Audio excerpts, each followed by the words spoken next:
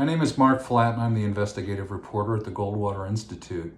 You're probably puzzled by the apparent rift between President Trump and his top medical advisors as to whether a pair of drugs that have been available for decades constitute an effective treatment against the coronavirus.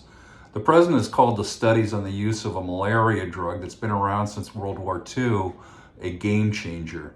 The Food and Drug Administration says the drug, chloroquine, has not been approved as an effective treatment against the virus, and that there have been no FDA-approved treatments at this point. The difference lies in the basic question of when a cure is a cure. Is it a cure when it actually stops or at least mitigates a disease, or is it only a cure when the FDA says it's a cure?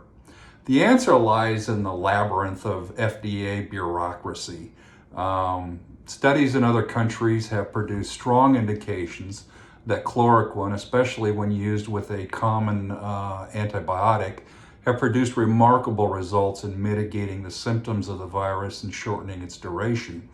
So essentially, in the real world, this is a potential game changer, but that's not the way the FDA operates.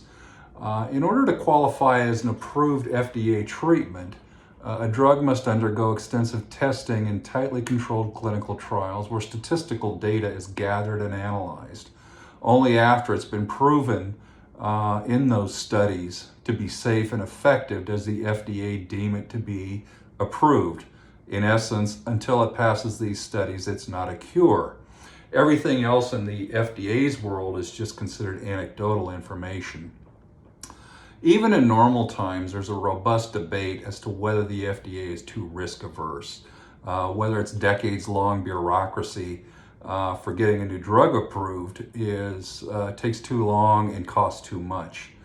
But now we're in the midst of a global pandemic that has already claimed thousands of lives and wrecked the world's economy.